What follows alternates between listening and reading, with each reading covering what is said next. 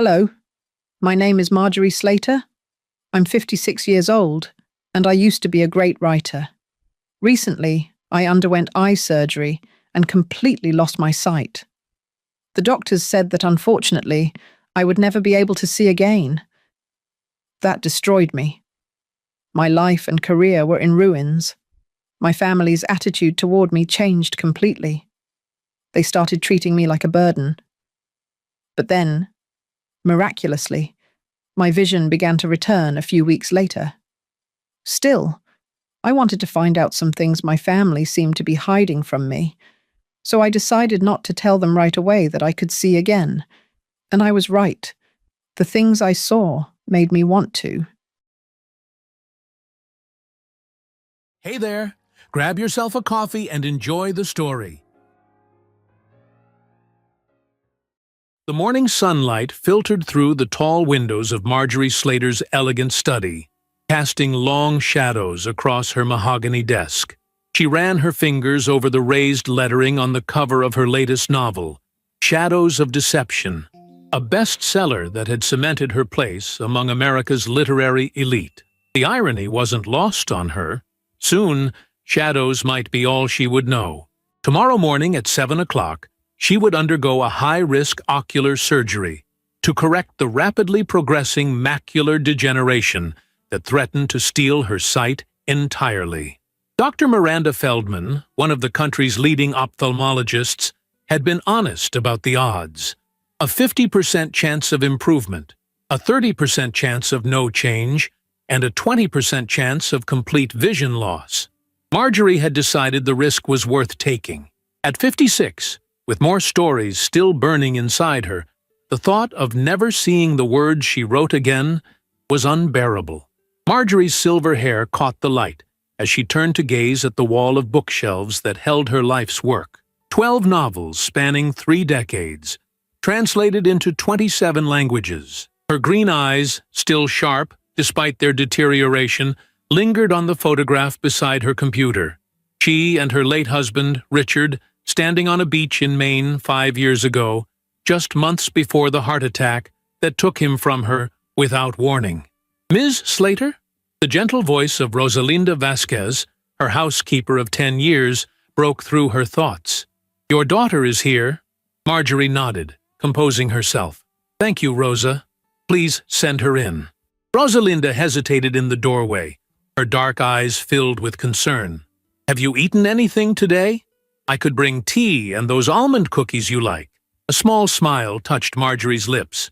Since Richard's death, Rosalinda had become more than an employee. She was a confidant, a steadying presence in a world that had tilted off its axis. That would be lovely. Thank you. Moments later, Olivia Thorne swept into the study, her blonde hair pulled back in a neat ponytail, her movements brisk and efficient. At 34, she was the image of Marjorie in her younger years, though with her father's analytical mind and pragmatic approach to life. Mom, she said, bending to kiss Marjorie's cheek. How are you feeling? Ready for tomorrow? As ready as one can be for having one's eyeballs operated on, Marjorie replied with forced lightness. Wesley couldn't make it? A flicker of something, irritation, concern, crossed Olivia's face. He's tied up at the office, a big case, but he'll drive us to the hospital tomorrow morning. Wesley Thorne, Olivia's husband of 7 years, was a rising star at one of Boston's prestigious law firms. Handsome, articulate, and ambitious, he had always been unfailingly polite to Marjorie, though she sometimes felt a certain distance between them. The natural gap, perhaps, between a creative soul and a legal mind. Garrett called this morning, Marjorie said, referring to her son. He's trying to get a flight from Chicago tomorrow, but he can't promise anything. You know how demanding his job is. Olivia nodded, taking a seat across from her mother. At 36, Garrett was 2 years older than his sister and worked as a financial consultant for a major corporation, a position that kept him constantly traveling. He texted me too. I told him not to worry. I've got everything under control. Rosalinda returned with a tray of tea and cookies, setting it carefully on the desk. Will there be anything else, Miss Slater? No, thank you, Rosa. That's perfect. As Rosalinda left, closing the door quietly behind her, Marjorie couldn't help but notice the way Olivia's eyes followed the housekeeper, a slight frown creasing her brow. "Is everything all right?" Marjorie asked, pouring tea into delicate porcelain cups. A wedding gift from so long ago. Olivia hesitated, then sighed. "Wesley thinks, well, he suggested that perhaps you should consider hiring someone new after your recovery." "Rosa, why on earth would I do that?" The question came out sharper than Marjorie intended. "It's just that, if the surgery doesn't go as planned, you'll need someone with experience caring for a person with visual impairment. Rosa is a wonderful housekeeper, but this would be different." Marjorie felt a defensive heat rise in her chest. "Rosa has been with me for a decade. She's adaptable and loyal. I won't discuss replacing her." Olivia raised her hands in surrender. "It was just a suggestion, Mom. We're all concerned about making things as easy as possible for you." The conversation shifted to practical matters: post-operative care, medication schedules, the temporary rearrangement of furniture to create clear pathways through the house. As they talked, Marjorie found her thoughts drifting to the surgery, to the darkness that might await her. What would it mean to never again see the play of light on water, the changing colors of fall foliage, the faces of her children? "Mom?" Olivia's voice pulled her back to the present. "Did you hear what I said? Wesley thinks it would be best if I stayed here with you for the first few weeks after surgery." Marjorie blinked, refocusing. "That's very kind, but unnecessary. Rosa will be here, and I've arranged for a nurse to visit daily." "Wesley insists," Olivia said firmly, "and I agree. Besides, it will give me a chance to organize your affairs a bit. You know, make sure bills are paid, correspondence is handled. If your vision is compromised, even temporarily, these things could become challenging." There was logic in what her daughter said, yet something in Olivia's tone, a certain determination, made Marjorie uneasy. Still, she nodded. "If you think it's best." Later that evening, after Olivia had departed with promises to return early the next morning, Marjorie stood before the large windows in her living room, drinking in the view of the garden below. Richard had designed it himself, planting rows of roses and hydrangeas that bloomed in cycles throughout the summer. This might be the last time she would see it clearly. The thought sent a shiver through her. "Miss Slater?" Rosalinda appeared in the doorway. "I've prepared a light dinner. The doctor said nothing heavy before tomorrow's procedure." Marjorie turned from the window. "Thank you, Rosa, and thank you for agreeing to the adjusted schedule while I recover. I know it's asking a lot." Rosalinda shook her head firmly. "It is no trouble. My sister will watch my children in the afternoon, so I can stay later. We will manage." As they walked toward the dining room, Marjorie impulsively reached out and squeezed the housekeeper's hand. "I'm frightened, Rosa," she admitted, the words she couldn't speak to her daughter finally escaping. Rosalinda's eyes softened with understanding. "It is normal to be afraid, but you are strong, Ms. Slater. Whatever happens, you will find your way, and I will be here to help." In the quiet of the dining room, Marjorie ate sparingly, her appetite diminished by anxiety. Through the window, she watched the sun setting, painting the sky in dramatic strokes of orange and pink. A writer to her core, she mentally composed descriptions of the scene, storing the words away like treasures that might soon be beyond her reach. The next morning arrived with a gray drizzle that matched Marjorie's mood. Wesley appeared promptly at 6:15, impeccably dressed in a tailored suit despite the early hour. His handsome features were arranged in an expression of appropriate concern as he greeted her. "Marjorie, how are you feeling? Ready for the big day?"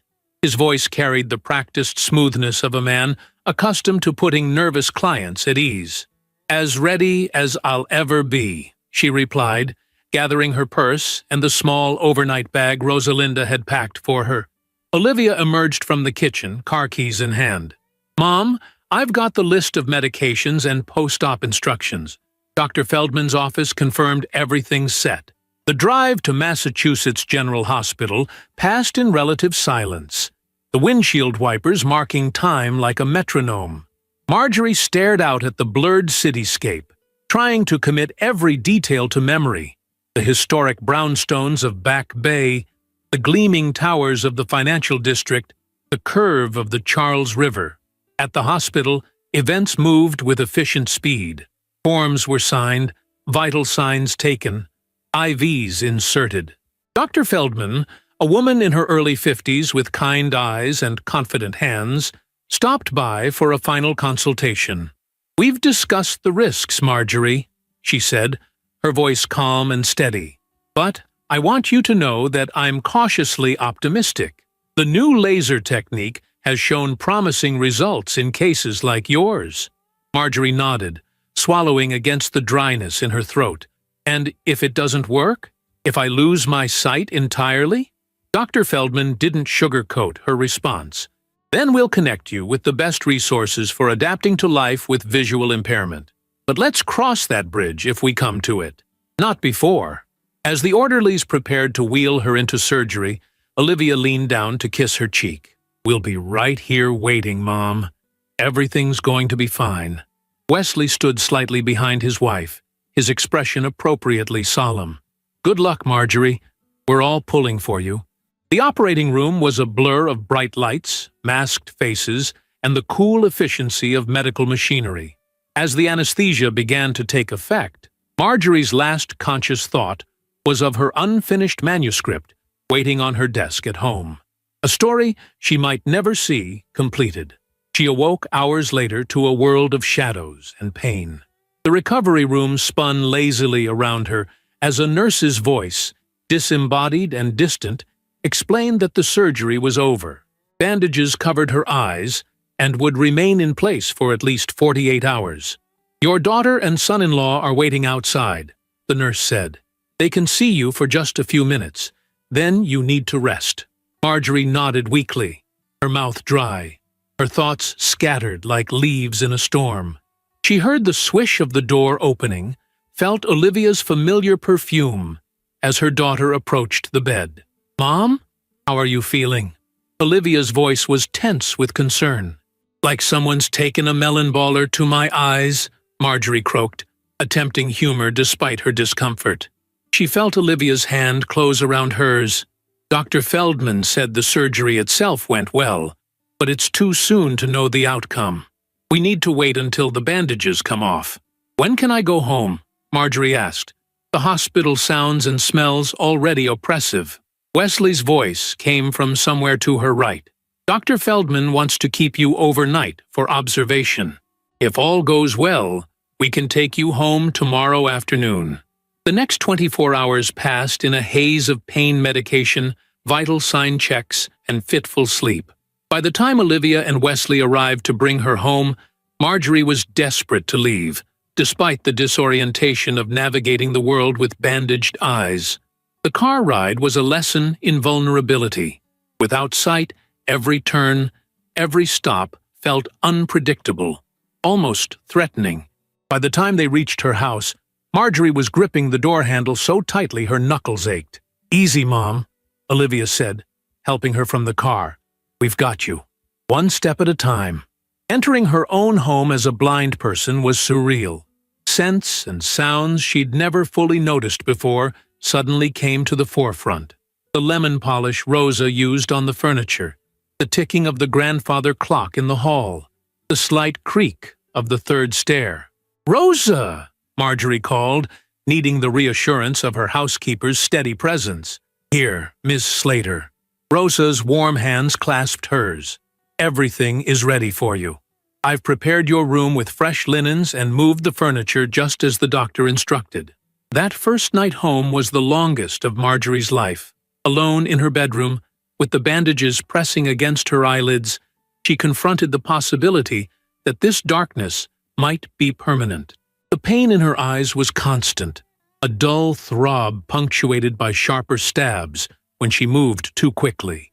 But worse than the physical discomfort was the creeping terror of a life without sight, a life where she could no longer write, no longer see the faces of her children, no longer navigate her world with independence. For the first time since Richard's death, Marjorie allowed herself to weep openly, muffling her sobs in her pillow so Olivia wouldn't hear from the guest room down the hall. She cried until exhaustion finally pulled her into a restless sleep. The next morning brought the first test of her new reality. With Rosa's gentle guidance, she attempted to eat breakfast, to shower, to dress herself. Simple tasks that had suddenly become monumental challenges. Her frustration mounted with each fumbled button, each missed bite of food. "It will get easier, Mrs. Slater," Rosa assured her, her voice a steady anchor in the darkness. "Every day, you will learn new ways." Olivia appeared mid-morning, her footsteps brisk on the hardwood floors. "Mom, Wesley's arranged for a specialist in vision rehabilitation to come see you next week, just in case. Well, just to be prepared for all possibilities." Marjorie nodded, seated in her favorite armchair, her hands restless in her lap. "Has Dr. Feldman called with any updates?" "Not yet. He said it would be at least a week before we know anything definitive." Olivia's voice moved around the room as she spoke, as if she were examining things. "Wesley's at work, but he'll stop by this evening. Garrett called. His flight gets in late tonight. He'll come first thing tomorrow." The days blurred together in darkness. Dr. Feldman visited on the fourth day, removing the bandages only to replace them with lighter ones, offering cautious words about some inflammation and giving it time. Garrett arrived, his familiar voice breaking with emotion when he first spoke to her, his strong arms enveloping her in a careful hug. "I've taken 2 weeks off work, Mom," he said. "I'm staying at a hotel nearby. I'll be here every day." Marjorie felt a rush of gratitude for her son's presence. With both her children near, the darkness seemed slightly less absolute. On the 7th day after surgery, Dr. Feldman returned to remove the bandages entirely. The moment of truth arrived in the quiet of Marjorie's bedroom, with Olivia, Garrett, and Rosa gathered around her. Wesley was absent, tied up in court proceedings he couldn't reschedule. "Now, Marjorie," Dr. Feldman said gently, "when I remove these bandages, I want you to keep your eyes closed at first. We'll dim the lights, then you can try opening them very slowly. Even if there's improvement, everything will be blurry and possibly distorted. That's normal." Marjorie nodded, her heart pounding. She felt the doctor's cool fingers working at the bandages, the strange lightening as layers were removed. Then, finally, the last layer came away, and though her eyes remained closed, she could sense the difference. A faint redness visible through her eyelids that suggested light beyond. "The lights are dimmed," Dr. Feldman said. "Whenever you're ready, try opening your eyes just a crack." Marjorie took a deep breath, then slowly, painfully, opened her eyes to mere slits. Pain shot through them immediately, and she gasped, nearly closing them again. "It's all right," the doctor encouraged. "That's normal. Give it a moment." Marjorie persisted, fighting through the discomfort. At first, all she could perceive was a gray blur, shapeless and meaningless. But as the seconds ticked by, the blur began to differentiate. Lighter patches, darker areas. I can see something," she whispered, afraid to hope. "Shapes, I think. Shadows." Dr. Feldman's voice remained carefully neutral. "That's a positive sign. Can you tell how many fingers I'm holding up?" Marjorie squinted, focusing with all her might on the blur directly in front of her. "I can't tell. Everything's too fuzzy." The examination continued for another 30 minutes, with various tests of light perception and movement detection. At the end, Dr. Feldman's assessment was guarded. "There is some visual function," she explained, "but the improvement is minimal at this point. The next 2 weeks will be critical.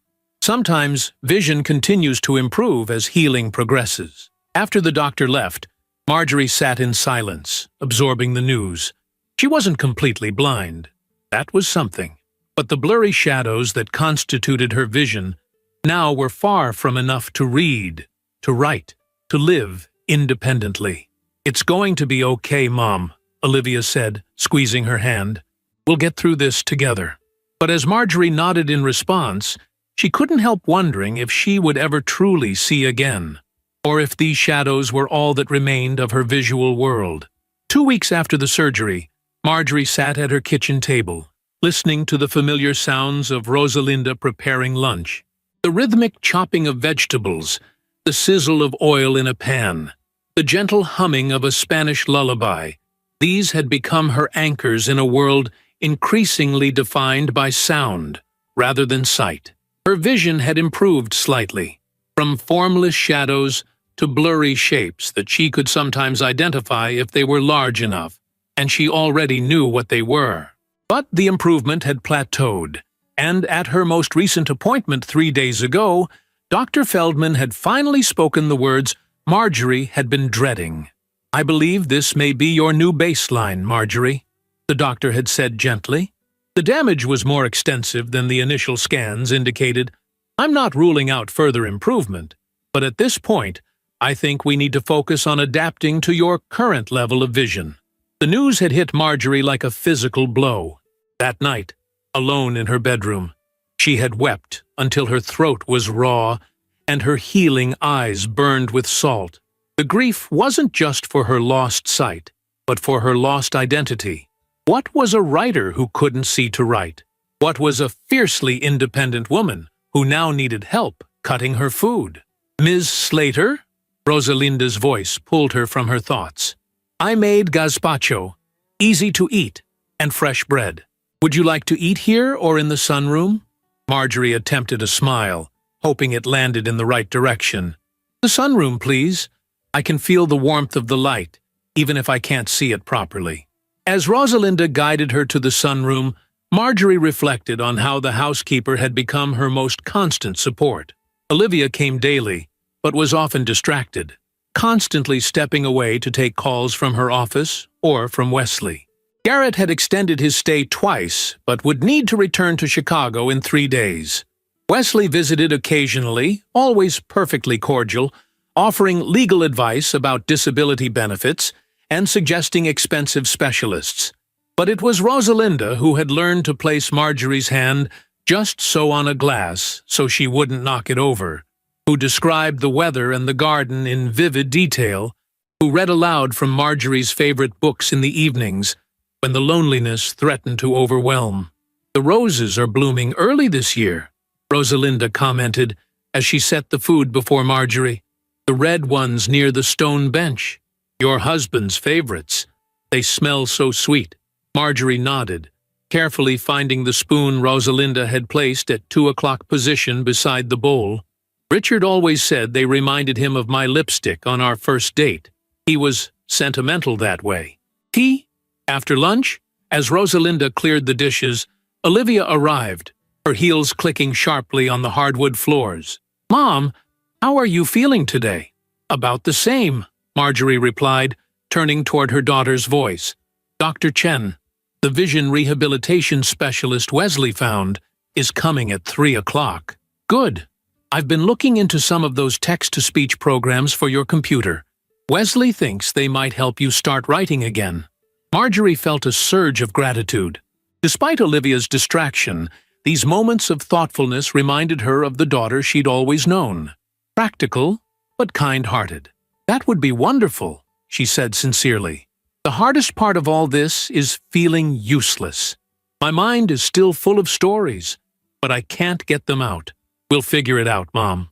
Olivia sat beside her, and Marjorie could smell her familiar perfume, the same brand she herself had worn for years. "Listen, there's something I wanted to discuss. Wesley and I have been talking, and we think it might be better if you moved in with us, at least temporarily." Marjorie stiffened. "I'm managing here. Rosalinda has been incredible, and the nurse visits every other day. I know, but Wesley's concerned about your finances." Olivia's voice lowered. "With the medical bills piling up and your situation likely to affect your writing income, he thinks we should consider consolidating.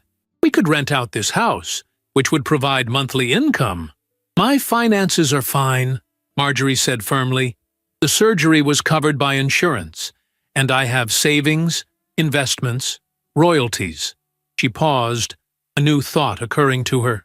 Why is Wesley so concerned about my money? Olivia sighed. He's a lawyer, Mom. He thinks about these things, and he cares about your well-being. We both do. Before Marjorie could respond, Garrett's voice boomed from the doorway. Hey, who's ready for some afternoon entertainment? I brought those audiobooks you mentioned, Mom. The tension dissolved as Garrett joined them, his easy manner a balm to Marjorie's wounded spirit. While they chatted, Olivia excused herself to take a phone call in the other room. How are you really doing, Mom? Garrett asked when they were alone, his voice dropping to a more serious tone. Marjorie hesitated, then decided on honesty. I'm struggling, Garrett, more than I let on to your sister. The darkness isn't just physical, it's seeping into my mind. I've never felt so diminished.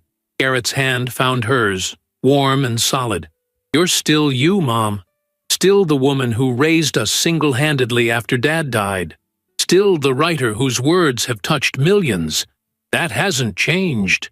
Tears welled in Marjorie's damaged eyes. Thank you for saying that. I needed to hear it.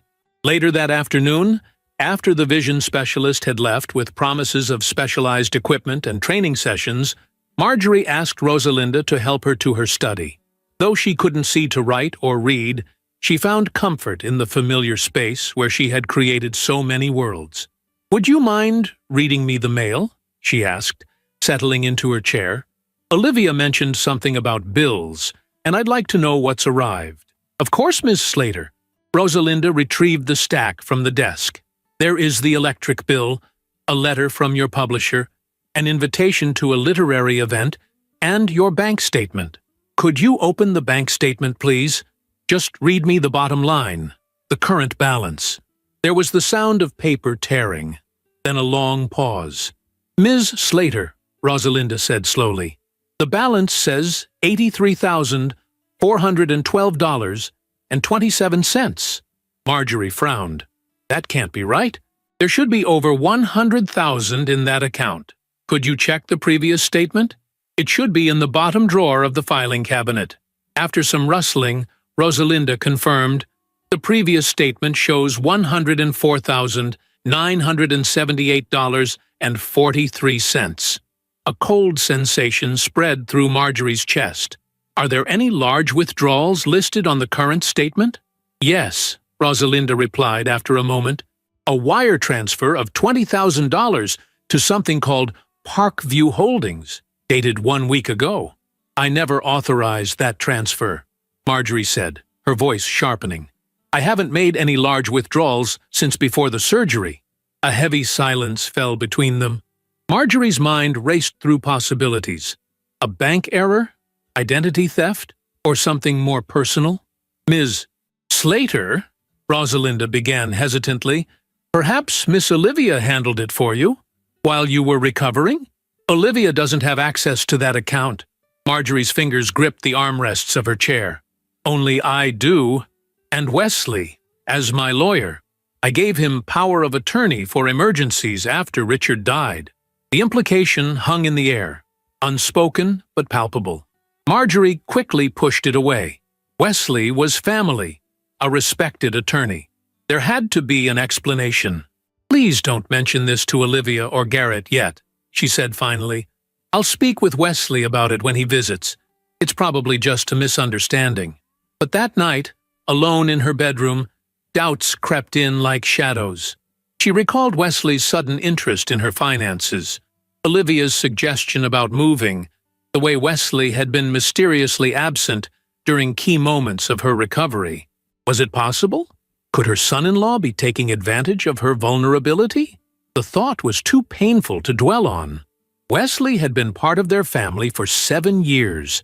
He'd helped settle Richard's estate, had advised her on book contracts, had always been unfailingly supportive of Olivia's dedication to her writing career. There had to be another explanation. The next morning, as Rosalinda helped her dress, Marjorie made a decision.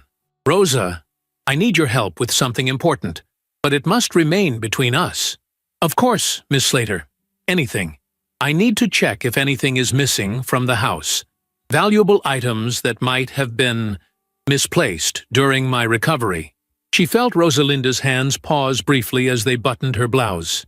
You think someone has taken things? I hope not, Marjorie replied carefully. But with the discrepancy in my bank account, I need to be certain. Together, they conducted a discreet inventory, Rosalinda describing items while Marjorie mentally checked them against her memory. Richard's collection of antique watches, the small Tiffany lamp from her grandmother, the first edition books locked in the glass cabinet in her study. All seemed in order until they reached her bedroom. The jewelry box on your dresser, Rosalinda said. Should I open it? Yes, please. There should be a sapphire necklace Richard gave me for our 20th anniversary. It's in a blue velvet case. A long silence followed. I don't see it, Ms. Slater. There are other pieces, your pearl earrings, the gold bracelet, but no blue velvet case. Marjorie's heart sank. The necklace was worth at least $15,000, combined with the missing $20,000 from her account. Ms. Slater, Rosalinda's voice had grown quiet. Do you think, could someone in your family be taking these things? The question pierced Marjorie like a knife. She didn't want to believe it, couldn't bear to believe it. I don't know, Rosa. I truly don't know. Before she could dwell on it further, the doorbell rang. Rosalinda went to answer it, returning moments later. It's Mr. Wesley, Ms. Slater. He says he has some papers for you to sign. Marjorie straightened her shoulders, composing her features. Show him in, please. And Rosa, stay nearby if you would. Wesley's confident footsteps approached, followed by the subtle scent of his expensive cologne. Marjorie, good morning. How are you feeling today? Better, thank you, she lied smoothly. Rosalinda mentioned papers? Yes, just some routine documents to help manage things while you're recovering. She heard papers being set on the table beside her. Nothing complicated, just an authorization for me to handle some financial matters, make necessary payments, that sort of thing. Marjorie nodded thoughtfully. I see. And what about the $20,000 transfer from my account last week? Was that a necessary payment? The silence that followed was deafening. When Wesley finally spoke, his voice had changed. Harder, defensive. Olivia mentioned you were checking accounts. I was going to explain that. It's a temporary transfer for an investment opportunity. The timing was critical, or I would have discussed it with you first. An investment in Parkview Holdings? Marjorie kept her voice neutral, giving nothing away. What sort of company is that? A real estate development firm. Very exclusive opportunities, excellent returns. Wesley's tone had recovered its usual smoothness. I've invested some of our money as well. The paperwork got lost in the shuffle with your surgery, but it's all here for you to sign retroactively. How thoughtful, Marjorie murmured. And I suppose you've also found my sapphire necklace and invested that too. Another charged silence. I don't know what you mean, Wesley said finally, an edge to his voice. The necklace is missing from my jewelry box, along with the cash from the small safe in my study. Did you think I wouldn't notice that either? Wesley's tone shifted, becoming solicitous, almost patronizing. Marjorie, you've been through a traumatic experience. It's common for people recovering from such ordeals to become confused, paranoid even. The necklace is probably just misplaced. As for the safe, I haven't been in it since before your surgery. Marjorie felt her temper rising but kept it carefully in check. Perhaps you're right. My mistake. Would you mind reading me these documents before I sign them? Of course, Wesley replied, clearly relieved by the change of subject. It's fairly standard legal language. Read it, please, Marjorie insisted. Word for word. With obvious reluctance, Wesley began reading. As she'd suspected, the document granted him far broader powers than he'd suggested. Complete access to all her accounts, authority to sell property and assets, essentially, total control of her financial life. That seems rather extensive for routine matters, she observed when he finished. It's comprehensive, Wesley conceded, but that's for your protection.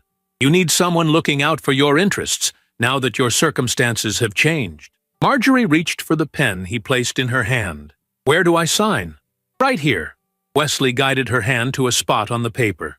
And initial here. And here. Marjorie paused, the pen hovering above the document. Every instinct screamed that something was wrong, that Wesley couldn't be trusted, but without proof, confronting him directly could be disastrous, especially if she was mistaken. She signed, her signature a wavering approximation of its former elegance. There, all done. Excellent, Wesley said, gathering the papers. I'll file these today. Don't worry about a thing, Marjorie. We're taking care of everything. After he left, Rosalinda returned to the room. Ms. Slater, are you all right? I heard some of that conversation. I'm fine, Rosa. Marjorie's mind was racing. But I need your help with something else now. Something very important.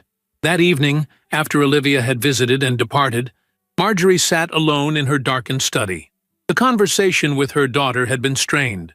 Marjorie carefully concealing her suspicions while probing for information about Wesley's investment activities and Olivia's knowledge of them.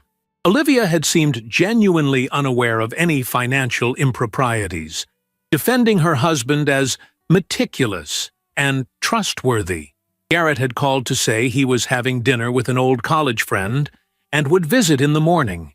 The house was quiet, except for the distant sounds of Rosalinda finishing in the kitchen. Marjorie's hand moved to her eyes, gently touching the tender skin around them. The pain had subsided considerably, though her vision remained frustratingly blurred. But something strange had happened that morning while Wesley was reading the documents. A moment when she'd looked directly toward the window and seen, just for an instant, the outline of the tree outside with unexpected clarity. It had disappeared almost immediately, but the memory lingered. Was it possible her vision was still improving, despite Dr. Feldman's prognosis? Experimentally, Marjorie turned toward the window now. At first, nothing but the usual blur, but as she concentrated, focusing intently on a particular spot, something shifted. The darkness separated into distinct areas. The darker shape of the window frame, the lighter rectangle of glass, the movement of branches beyond. Her heart began to race. Carefully, methodically, she tested her vision around the room, the large bookshelf, the desk, the chair where Wesley had sat. Objects emerged from the fog, still indistinct but increasingly recognizable. Hope flared within her, a dangerous, tentative hope that she dared not fully embrace. If her sight was returning, even partially, the ringing of the telephone interrupted her thoughts. Rosalinda answered it in the kitchen, then appeared in the doorway of the study. Mr. Slater, it's your doctor's office. They want to schedule your follow-up appointment. Marjorie hesitated, a plan forming in her mind. Tell them I'll need to check my calendar. I'll call back tomorrow. After Rosalinda had gone, Marjorie sat in the darkness, weighing her options. If Wesley was indeed stealing from her, confronting him without evidence would be futile. He was a skilled attorney, adept at manipulation and deception. She needed proof, and if her vision was truly returning, a possibility she hardly dared believe, it presented an unexpected advantage, one that Wesley couldn't possibly anticipate. For the first time since the surgery, Marjorie felt a spark of her old determination returning. She might be wounded, diminished, but she wasn't defeated. Not yet. The next morning, Marjorie asked Rosalinda to help her dress in one of her nicer outfits, a simple but elegant blue dress that Richard had always loved. "Are you going somewhere, Ms. Slater?" Rosalinda asked, as she helped with the buttons. "No," Marjorie replied, "but I'm tired of feeling like an invalid, and I need a favor, Rosa." "A significant one," she explained her plan, watching as Rosalinda's blurry features registered first surprise, then concern, and finally resolute agreement. "You are sure about this?" Rosalinda asked when Marjorie had finished. "I need to know the truth," Marjorie said simply. "About Wesley, about the missing money and jewelry, about who I can really trust." Rosalinda nodded. "I understand. When do we begin?" "Today. I've thought of a way to test my suspicions." Marjorie's plan was elegant in its simplicity. She asked Rosalinda to bring her a stack of cash from the bank, $3,000 withdrawn from a separate account Wesley didn't manage. The money was placed in an envelope marked Donations, left conspicuously on the desk in Marjorie's study. "I'll tell Olivia and Wesley that these are contributions from my readers for a blindness research foundation," Marjorie explained. "That fans have been sending checks and cash since news of my condition became public. I'll mention that I'm not keeping precise count since it's all going to charity anyway." "And if the money disappears?" Rosalinda asked. "Then we'll know," Marjorie replied grimly, "and we'll need to take the next step." The trap was set. Now all they could do was wait. Over the next few days, Marjorie continued testing her vision in private, noting small but significant improvements. She could now make out the time on the large wall clock if she stood directly beneath it. She could distinguish between her dark and light clothing. She could see Rosalinda's outline moving across a room, but she told no one, maintaining the pretense of near blindness. She fumbled with objects she could actually see, asked for help she increasingly didn't need, and kept her gaze unfocused when others were present. On the third day after placing the money in her study, Marjorie was sitting in the garden with Garrett, enjoying the warmth of the afternoon sun while he described his latest project in Chicago. From her position, she could just make out Rosalinda through the kitchen window, preparing dinner. The sound of the front door opening caught her attention. Olivia wasn't expected until evening, and Wesley rarely came without calling first. Marjorie tilted her head, listening. Footsteps moved through the house, too heavy for Olivia, too purposeful for a stranger. Garrett continued talking, unaware of the visitor. Marjorie strained her eyes toward the house, catching a blurry movement near the back entrance. It was Wesley, alone and unannounced, moving with quiet determination toward her study. Marjorie's heart pounded. This was the moment of truth. She wanted desperately to follow him, to catch him in the act, but she forced herself to remain seated, to continue nodding at Garrett's words as if nothing were amiss. 15 minutes later, Wesley emerged from the house, approaching them with his usual confident stride. "Garrett! Marjorie! Beautiful day for a garden visit." Garrett stood to shake his brother-in-law's hand. "Wesley, didn't hear you come in. What brings you by?" "Just dropping off some documents for your mother. Olivia asked me to check on a few things while I was in the neighborhood." Marjorie smiled in Wesley's general direction, giving no indication that she had seen his arrival or his visit to her study. "How thoughtful. Will you stay for dinner? Rosalinda's making her famous paella.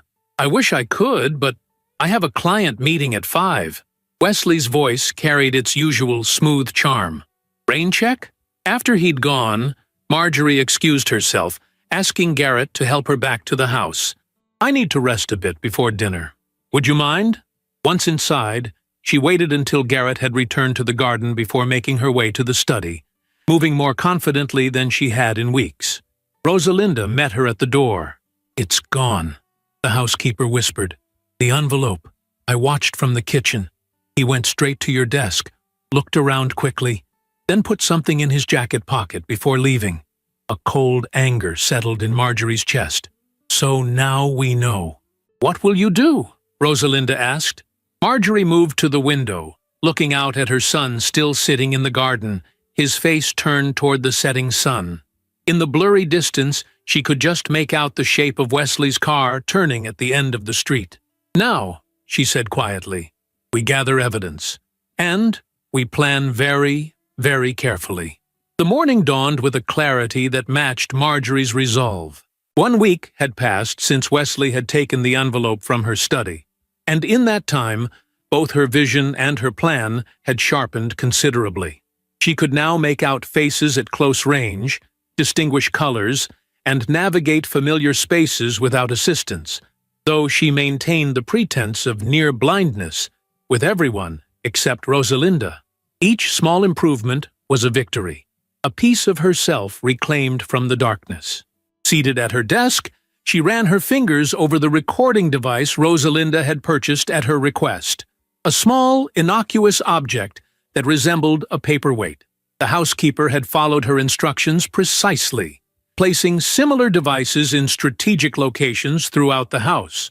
One in the living room beneath a stack of magazines, another in the kitchen inside an unused cookie jar, and a third in her bedroom disguised among her collection of decorative boxes. "Are you sure this is legal, Miss Slater?"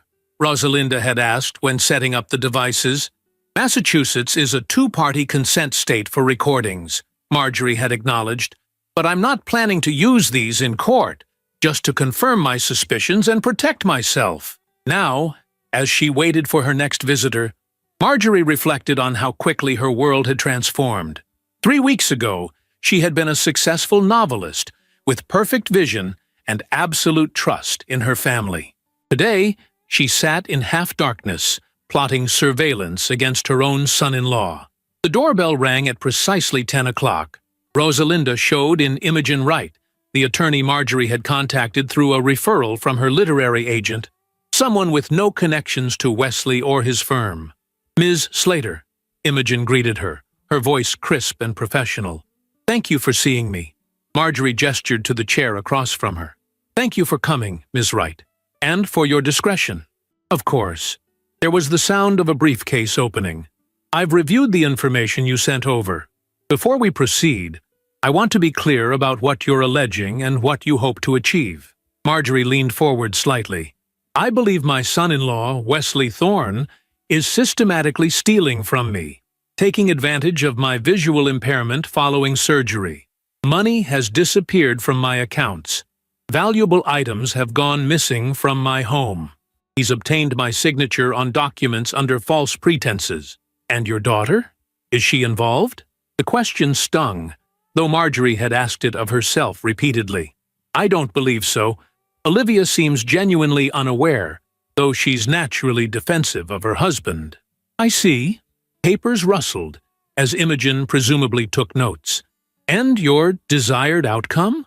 Marjorie's hands tightened in her lap. "I want to protect my assets and my remaining independence. I want to understand the full extent of what Wesley has taken. And," she hesitated, the words painful to voice, "I need to know if there's something more sinister at work. Wesley has been pushing for me to move out of my home, to liquidate assets. I can't help wondering if there's a larger scheme." "That's a reasonable concern," Imogen said, her tone measured. "Have you considered the impact this investigation might have on your relationship with your daughter?" The question hung in the air, heavy with implications. Marjorie swallowed hard. "Every day. It keeps me awake at night. But I can't ignore what's happening. Not even for Olivia's sake. She deserves the truth as much as I do." "Very well." Imogen's voice shifted to a more businesslike tone. "I've taken the liberty of preparing the paperwork to revoke the power of attorney you granted to Mr. Thorne. That should be our first step." "He'll be suspicious," Marjorie warned. "He'll know something's changed." "Perhaps, but it's a necessary legal protection while we investigate further." More papers shuffled. "I've also engaged a forensic accountant to examine your financial records discreetly, and a private investigator who specializes in cases like yours. Financial exploitation of vulnerable individuals." Yardy, the phrase, "vulnerable individuals," grated on Marjorie's pride, but she couldn't deny its accuracy. She had been vulnerable, physically and emotionally. But that was changing. After Imogen departed with the signed revocation documents, Marjorie sat in contemplative silence. The meeting had crystallized her fears, but also strengthened her determination. There was no turning back now. That afternoon, she asked Rosalinda to help her to the garden. Though she could have managed independently, maintaining appearances remained crucial to her plan. Once settled on the stone bench near Richard's beloved roses, she turned to the housekeeper. "Rosa, there's something I need to tell you," she began carefully. "My vision. It's improving more than I've let on." Rosalinda's blurry figure shifted, leaning closer. "I had begun to suspect, Miss Slater, the way you sometimes reach for things without hesitation, the way your eyes follow movement." Marjorie nodded, relieved at the housekeeper's perception. "I can make out shapes clearly now, distinguish faces up close. Colors are becoming more vivid. It's still far from perfect, but it's a significant improvement. This is wonderful news. Rosalinda's voice brightened with genuine happiness. Have you told your family? No, Marjorie replied firmly. And I need you to continue keeping it between us, at least until I understand what Wesley is doing. She could just make out Rosalinda's nod of agreement. I understand. But Ms. Slater, if your vision is returning, perhaps you should tell Dr. Feldman? For medical reasons? Marjorie considered this. You're right. I'll call her office privately. But no one else can know yet, not even Garrett or Olivia. The mention of her daughter's name brought a fresh wave of guilt. Olivia had called that morning, sounding tired and stressed, mentioning that she and Wesley had argued, though she hadn't elaborated about what. Marjorie hated being at odds with her daughter, even secretly. They had always been close, especially after Richard's death. Ms. Slater? Rosalinda's voice pulled her from her thoughts. There's something else I should tell you. Yesterday, while you were resting, Mr. Wesley came by again. He didn't ask for you. He said he was picking up documents for Miss Olivia. He went into your study. Marjorie tensed. Did he take anything? I couldn't see clearly from where I was, but he was in there for several minutes. That evening, after Rosalinda had gone home and the house was quiet, Marjorie carefully made her way to her study, without her usual cane. Moving with growing confidence, she located the hidden recording device and pressed play. Wesley's voice emerged from the small speaker, slightly tinny but unmistakable. At first, just the sounds of movement, papers shuffling. Then, where did she put it? The deed should be here somewhere. Damn it. More sounds of drawers opening and closing, then a pause. Hello? Yes, I'm at her house now. No, she's sleeping. Look, the property transfer is taking longer than expected. She's being resistant about the house. No, Veronica, I haven't forgotten our plans. Once this is settled, we'll have more than enough. Of course I'm being careful. Olivia doesn't suspect anything. Yes, I know what I promised you. I have to go. Marjorie's blood ran cold. Veronica? Property transfer? The implications were staggering. This wasn't just about stealing jewelry or cash. Wesley appeared to be planning something much larger. And who was Veronica? She pressed play on the second recording, from the living room device. Multiple voices this time. Wesley and Olivia from 3 days ago. Their conversation already escalating when they entered the room. Don't understand why it's so urgent, Olivia was saying, her voice tight with frustration. Mom's still adjusting to everything. Pushing her to sell the house now is insensitive. It's for her own good, Wesley insisted. This place is too large, too complicated for someone in her condition. The continuing care facility has excellent amenities, full medical staff. She doesn't need full medical staff. She has impaired vision, not dementia. She's perfectly capable of making her own decisions. Is she? Wesley's voice had taken on a patronizing tone that made Marjorie's jaw clench. She's depressed, disoriented. She can't write anymore. What kind of life is that for her? The house is just a reminder of everything she's lost. This is her home, Wesley. She and Dad built it together. All her memories are here. Memories don't pay for specialized care. The house is her biggest asset. Liquidating it secures her future and protects her estate. Isn't that what you want? Olivia's voice had softened, uncertain. Of course I want what's best for her. I just think we're moving too fast. Trust me, sweetheart. I deal with these situations professionally.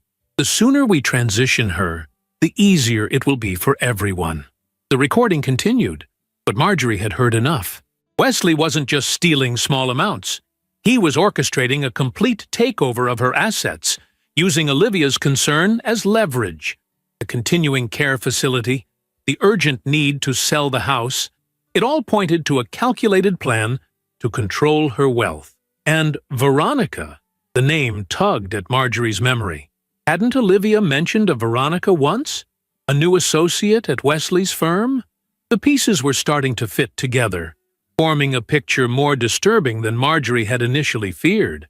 She needed to speak with Imogen Wright again, and soon. The next morning brought an unexpected visitor.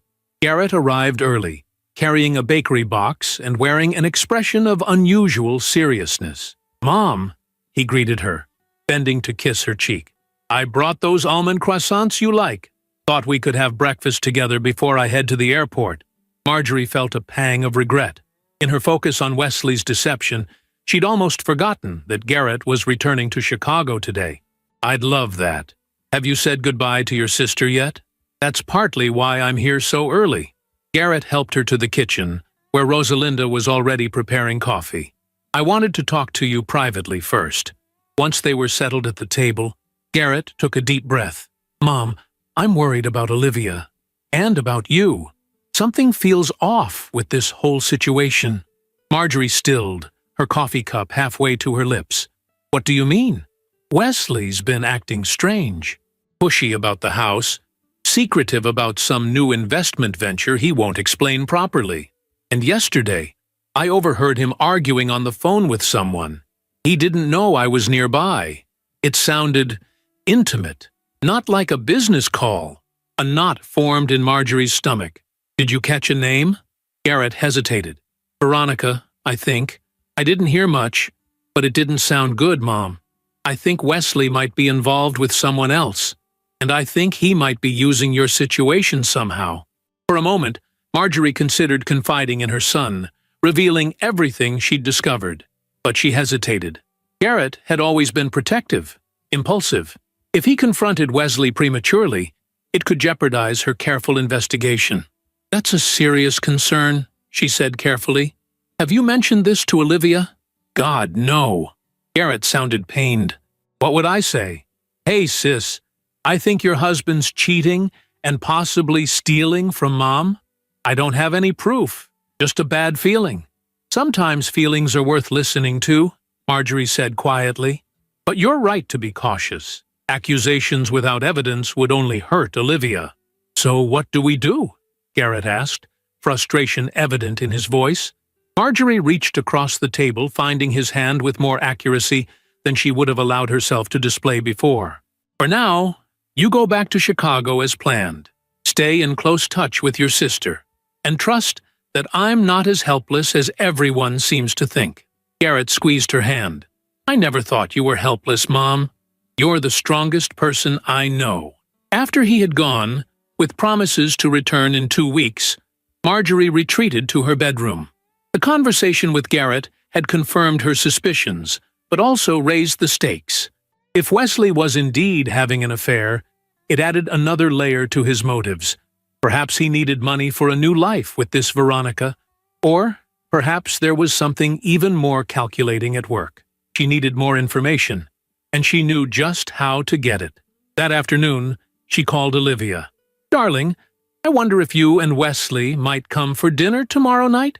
I've been thinking about what you both said, about the house being too much for me. I'd like to discuss options." Olivia's surprise was evident in her voice. "Really? That's great, Mom. I know Wesley will be relieved. He's been so worried about you." "Yes, he's been very attentive," Marjorie replied, keeping her tone neutral. "Shall we say 7 o'clock? I'll ask Rosalinda to prepare something special." After ending the call, Marjorie summoned Rosalinda to her study. "I need your help with one more test," she explained. "A final confirmation before we proceed." The housekeeper listened intently as Marjorie outlined her plan.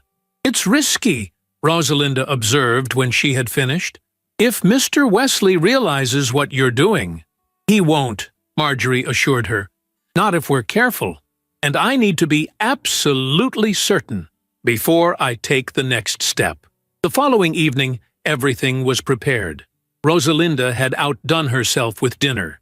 Richard's favorite beef Wellington, asparagus with hollandaise, and chocolate soufflé for dessert. The table was set with Marjorie's finest china and crystal, candles flickering in silver holders.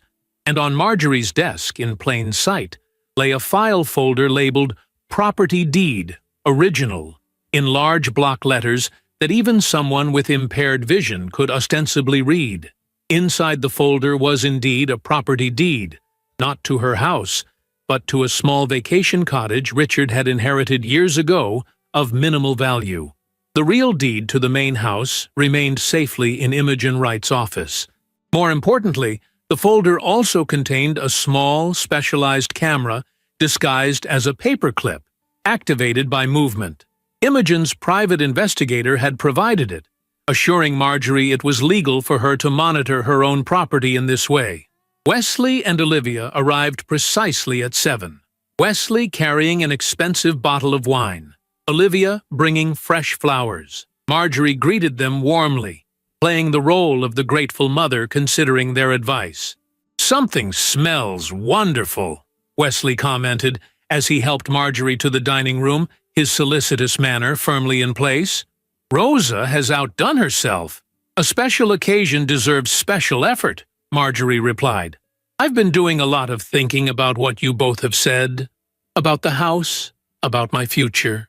Throughout dinner, she maintained the pretense, asking thoughtful questions about the continuing care facility Wesley had recommended, expressing appropriate concerns about the logistics of selling the house. Wesley grew increasingly animated, clearly believing his plan was progressing. "The market is excellent right now," he explained, his voice smooth with practiced persuasion.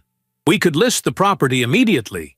I've already spoken with a realtor friend who specializes in luxury homes in this area." "That's very efficient of you," Marjorie observed, carefully cutting her beef. "And the paperwork? I imagine there's quite a bit involved in such a transaction." "Don't worry about any of that," Wesley assured her. "I'll handle everything. All you'll need to do is sign where indicated." Olivia, Marjorie noted, was quieter than usual, contributing little to the conversation. When she did speak, her voice carried an undercurrent of tension. As dinner concluded, Marjorie executed the next phase of her plan. "Oh, Olivia, I nearly forgot. Those photo albums you asked about, I found them in the guest room closet. Rosa put them aside for you." "Photo albums?" Olivia sounded confused. "I don't remember. The ones from your childhood," Marjorie interrupted gently. "You mentioned wanting to show them to Wesley's parents when they visit next month. Rosa, could you show Olivia where they are?" Rosalinda, on cue, gestured for Olivia to follow her upstairs. Once they had gone, Marjorie turned to Wesley. "While they're busy with that, I wanted to ask you about something in private," she said, lowering her voice conspiratorially. "It's about the house deed. I was organizing some papers in my study and came across it. I want to make sure everything's in order before we proceed with any sale." Wesley's interest was immediate and poorly concealed. "Of course. Would you like me to take a look at it? Would you? It's on my desk in the study. The folder is clearly labeled. Even I can make out the lettering." She gave a self-deprecating laugh. One of the few advantages of having Richard's legal documents printed in large font. He always said fine print gave him headaches.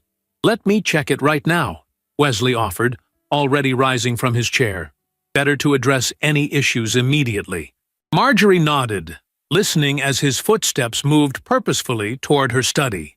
Once he was gone, she carefully stood and followed, moving silently in the soft slippers Rosalinda had suggested for this purpose. Reaching the partially open study door, she positioned herself where she could observe without being seen.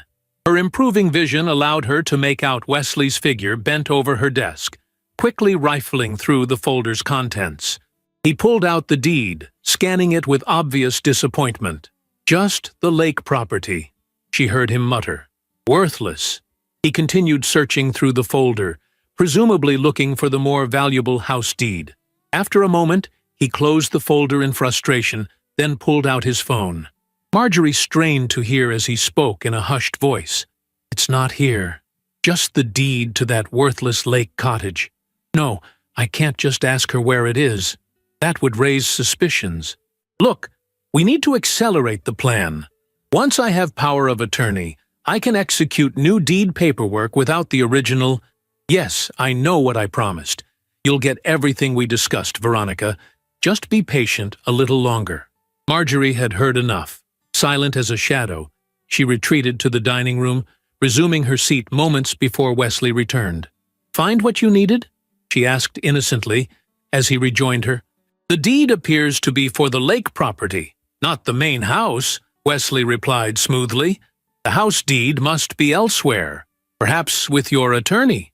"How careless of me," Marjorie said, affecting confusion. "You're probably right. Stanford likely has it in his files." Wesley's expression flickered at the mention of her longtime attorney, whom he had been gradually replacing in her affairs. "I can contact his office tomorrow. No need for you to worry about it." Upstairs, the sound of laughter drifted down. Olivia, genuinely delighted by whatever childhood photos Rosalinda had located, the sound pierced Marjorie's heart. Her daughter's happiness, her marriage, her trust, all would be collateral damage in the coming confrontation. But there was no avoiding it now. Wesley's call had confirmed everything: the affair with Veronica, the plan to take control of Marjorie's assets, the calculated deception. The trap had worked perfectly, and the camera hidden in the folder would provide additional evidence of his unauthorized snooping. As Olivia and Rosalinda returned downstairs, Marjorie steeled herself for what lay ahead. The next few days would require all her strength, all her resolve. But for the first time since her surgery, she felt truly clear-sighted. Not just physically, but morally. The truth, however painful, was finally coming into focus. The morning after the dinner, Marjorie awoke with a sense of clarity that matched the crystalline autumn day outside her window. She lay still for a moment, marveling at the distinct shapes she could now make out across her bedroom: the outline of the dresser, the painting on the far wall, the pattern of light streaming through the curtains. Her vision, while still impaired, had improved dramatically, as if her determination to uncover the truth had somehow accelerated her healing. With careful, practiced movements that belied her supposed disability, she dressed herself in a simple but elegant outfit: a navy blue dress that Richard had always loved, pearl earrings, and a light application of lipstick. Today would be decisive, and she wanted to face it with dignity. Rosalinda arrived at 8:30, earlier than usual at Marjorie's request. "Good morning, Miss Slater," she greeted, carrying a tray with coffee and toast. "You're up and dressed already. How are you feeling today?" "Resolute," Marjorie replied, accepting the coffee gratefully.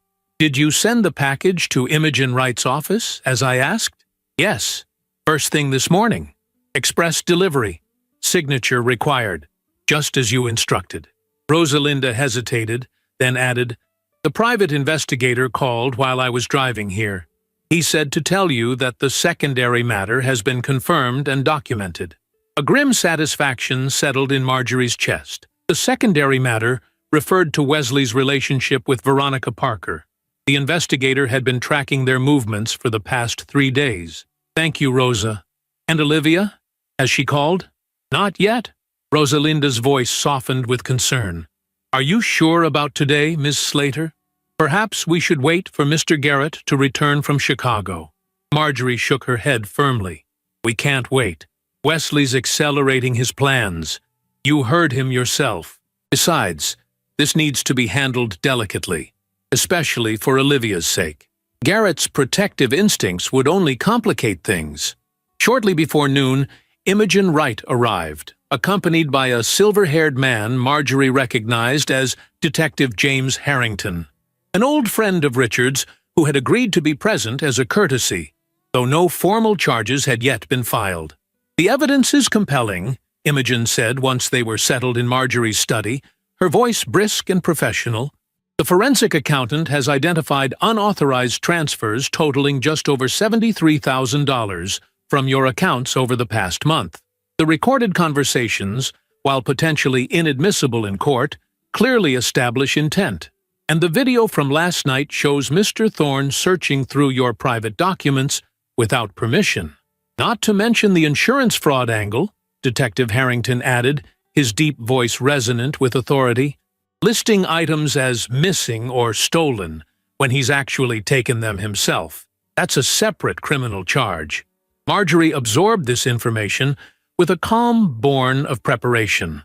None of it surprised her, yet hearing it laid out so clinically was still painful. And the relationship with Veronica Parker? Imogen hesitated, exchanging glances with the detective.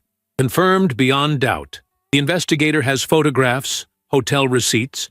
They've been meeting regularly for at least 6 months, possibly longer. 6 months.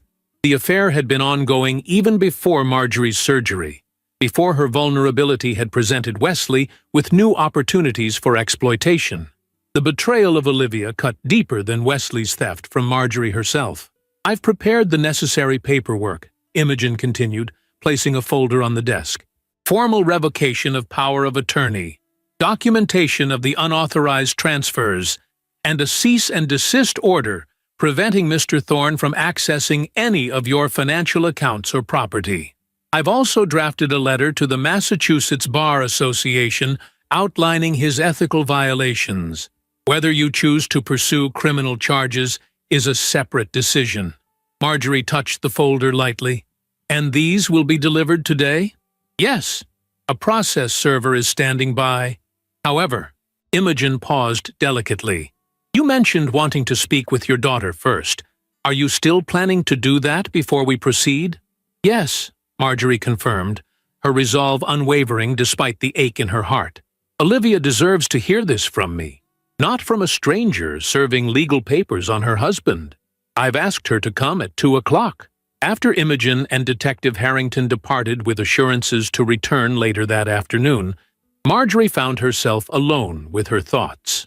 She moved to the window of her study, looking out at the garden where she and Richard had spent countless evenings planning their future, discussing their children's lives, dreaming together. What would he advise her now?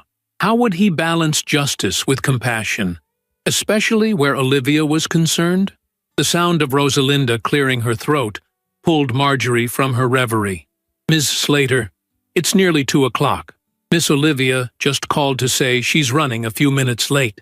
Marjorie nodded, steeling herself for what lay ahead. "Thank you, Rosa. When she arrives, please show her directly to the sunroom, and then perhaps make yourself scarce for a while. This conversation should be private." At 2:20, Olivia arrived, her steps quick and slightly harried as she entered the sunroom. "Sorry I'm late, Mom. Budget meeting ran long." She bent to kiss Marjorie's cheek, then settled into the chair opposite. "Is everything okay? Your call sounded urgent." Marjorie studied her daughter's face, still blurry around the edges, but increasingly distinct as the days passed. Olivia looked tired, faint shadows beneath her eyes, speaking of restless nights. How much did she suspect?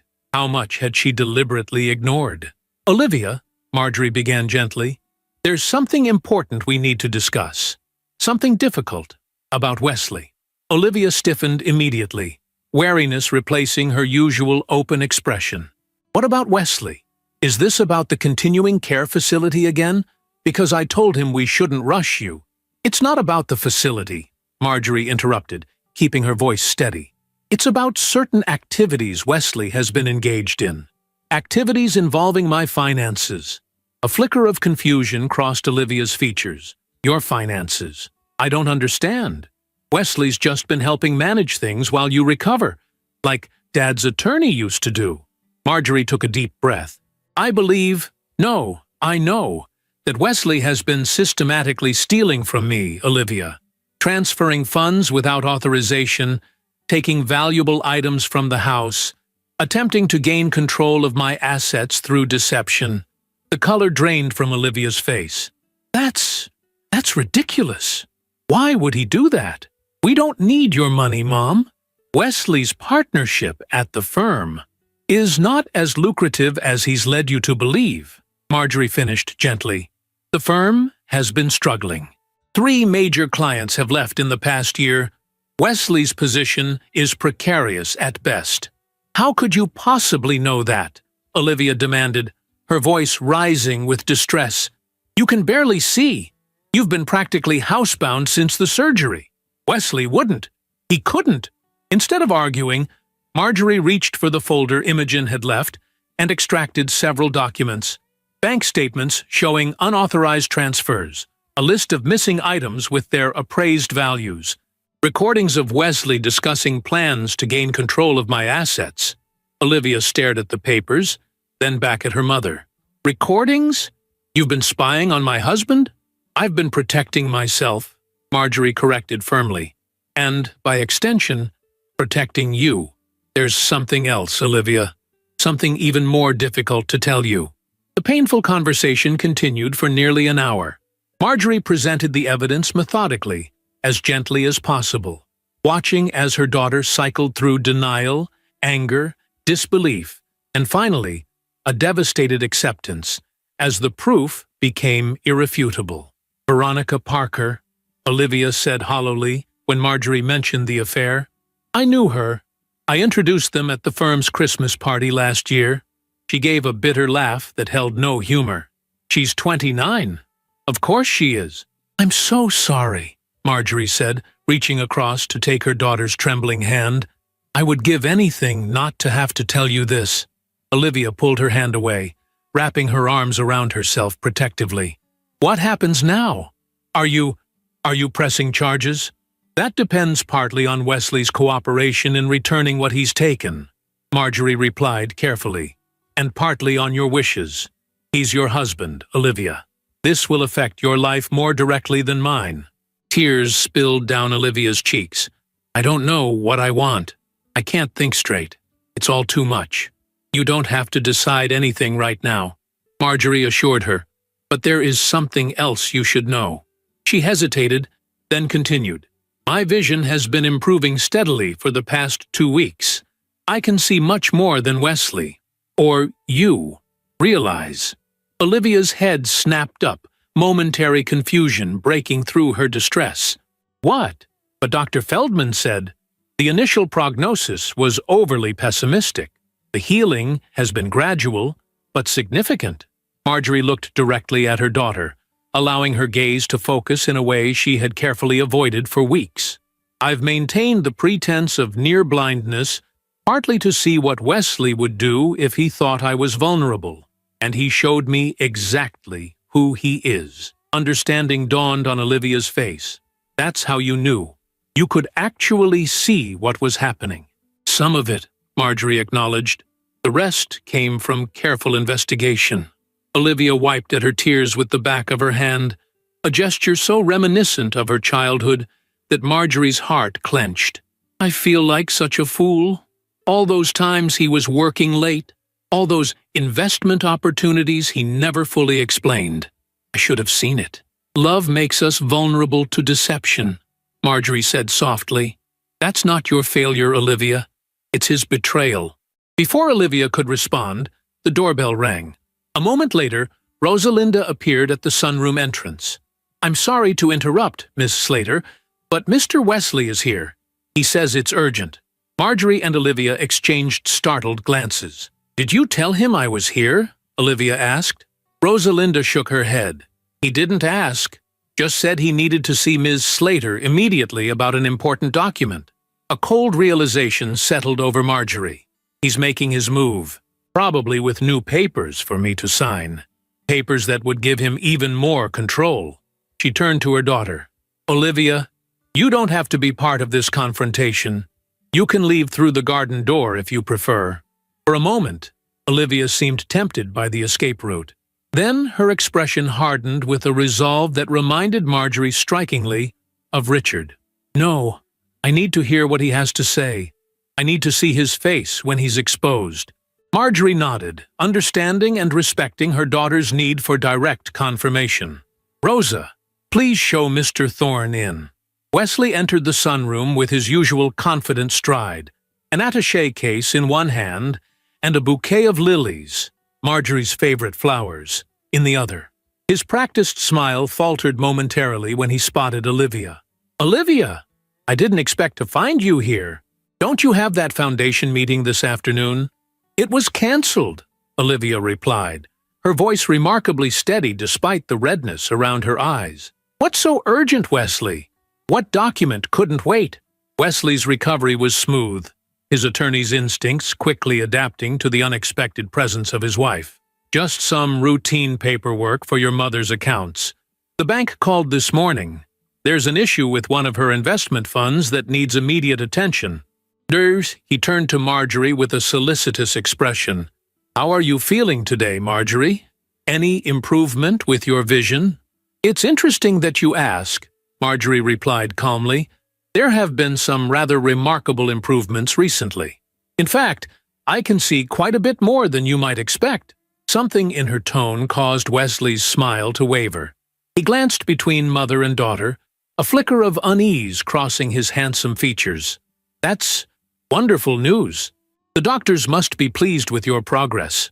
"They are," Marjorie confirmed. "Almost as pleased as my attorneys are with the evidence we've gathered regarding your financial activities, Wesley."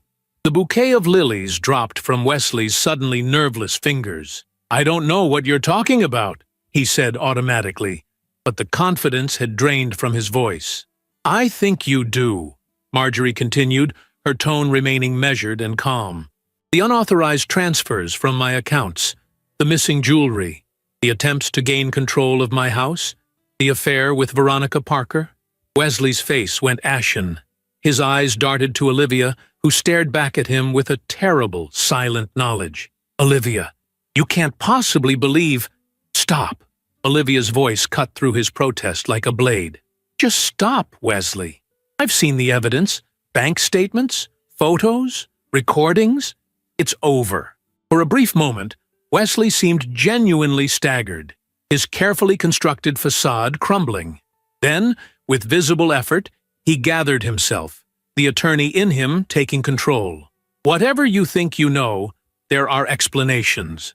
The transfers were for legitimate investments. As for Veronica, that's a professional relationship that's been misconstrued." "Professional," Olivia repeated, her voice hollow. "Is that what you call it when you take her to the Harborview Hotel every Tuesday afternoon? When you buy her jewelry with money stolen from my mother?" Wesley flinched, as if struck. "This is a misunderstanding," he insisted, though with noticeably less conviction. His gaze shifted calculatingly between them, assessing his options.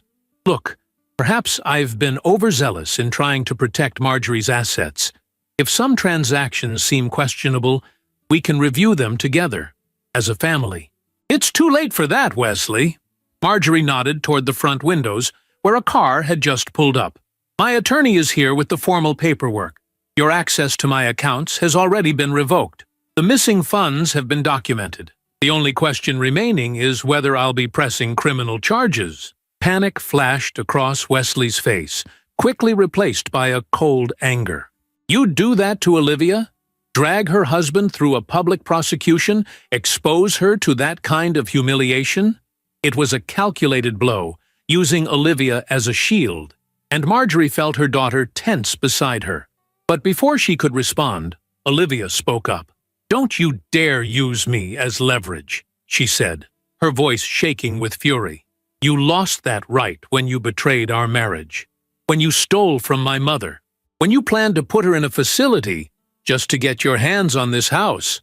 Wesley's expression hardened, the pretense of innocence abandoned. "You have no idea what you're talking about. Do you know how hard I've worked to maintain our lifestyle? The firm is failing. Your shopping sprees, your charity galas, your insistence on that overpriced condo. Where did you think the money was coming from?" "So this is my fault?" Olivia asked incredulously. "You stole and cheated because I bought designer clothes? Because I supported charities? I did what was necessary," Wesley snapped, his handsome features twisting with resentment. "Your mother is sitting on a fortune while refusing to help her own daughter. The money should stay in the family. I was just accelerating the inevitable." "By stealing from me?" Marjorie interjected, her voice quiet but steely. "By plotting to control my assets? By lying to my daughter?" Wesley turned to her, his facade completely abandoned now. "You were convenient, vulnerable. It should have been simple." His laugh was bitter, devoid of humor. "The irony is, I actually liked you, Marjorie. Respected you, even. But business is business." The doorbell rang, announcing Imogen Wright's arrival. Wesley glanced toward the sound, then back at Olivia and Marjorie, calculation evident in his expression. "This isn't over," he said, his voice low and controlled once more. You have some circumstantial evidence, some recordings that may not even be admissible. I have a reputation, connections. It would be your word against mine. And the word of Veronica Parker, Marjorie countered calmly. Did you really think she'd remain loyal when everything collapsed? She's already provided a statement to my investigator detailing your plans in exchange for immunity. It was a bluff. Veronica had not yet been approached, but it struck home. Wesley's composure shattered completely, his face contorting with fury and disbelief. You're bluffing, he hissed. Veronica wouldn't. She already has, Olivia cut in, following her mother's lead with remarkable intuition. It's over, Wesley.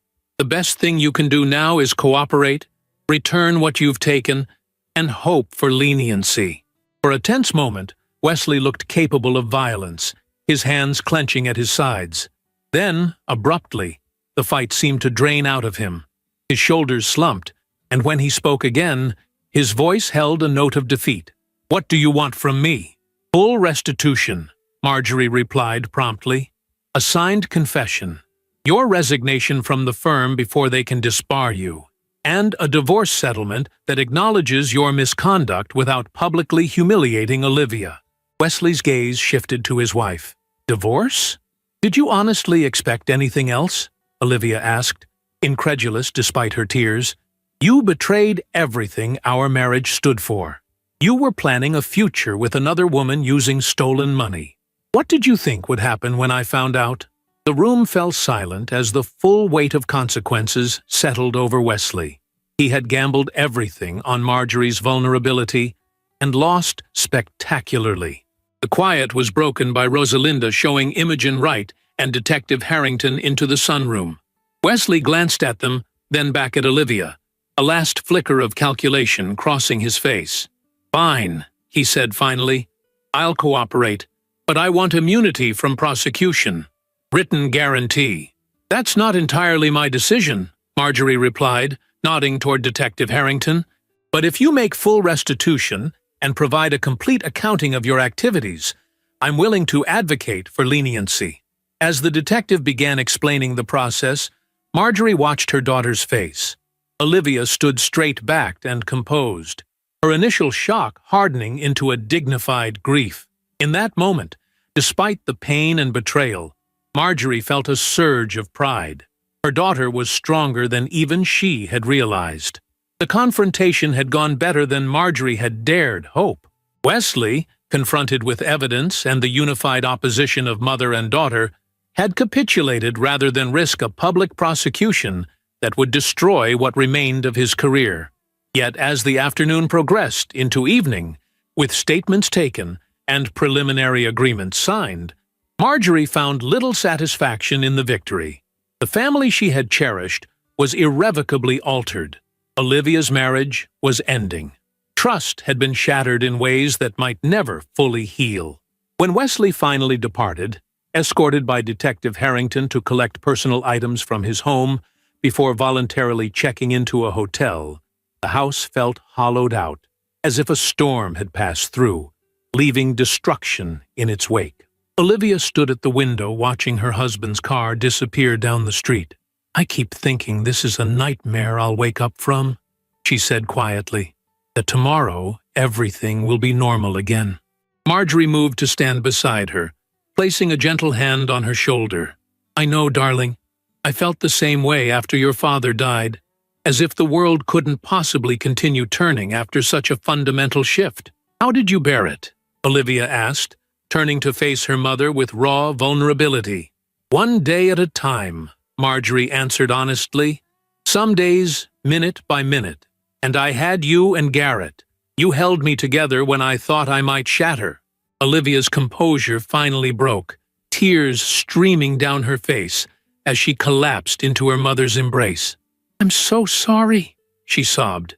I should have seen what he was doing, should have protected you. Shh, Marjorie soothed, stroking her daughter's hair as she had when Olivia was a child. This isn't your fault. You were deceived by someone you loved and trusted. That's not failure. It's being human. As they stood together in the fading light, Marjorie reflected on the strange journey that had brought them to this moment. Her surgery, initially seen as a catastrophe when it appeared to fail, had inadvertently revealed truths that might otherwise have remained hidden for years. The darkness had, paradoxically, brought clarity. Olivia eventually pulled back, wiping her tears with a shaky attempt at composure. "What happens now?" "Now we begin again," Marjorie said simply. "Together, one day at a time." Later that night, after Olivia had finally fallen asleep in her old bedroom upstairs, Marjorie sat alone in her study, gazing out at the moonlit garden. Her vision, though still imperfect, allowed her to make out the silhouettes of trees and shrubs, the pale shapes of roses against darker foliage. A soft knock at the door announced Rosalinda's presence. "Mrs. Slater, I was just leaving. Is there anything else you need tonight?" Marjorie turned from the window, studying the faithful housekeeper who had become so much more. Confidant, ally, friend. "Actually, there is something, Rosa. Something I've been meaning to discuss with you." Rosalinda entered, her expression curious. "Yes, Miss Slater? I've been thinking about your daughter, Elena, isn't it? You mentioned she wants to study nursing, but couldn't afford the tuition." Rosalinda nodded, looking surprised at the change of subject. "Yes, that's right.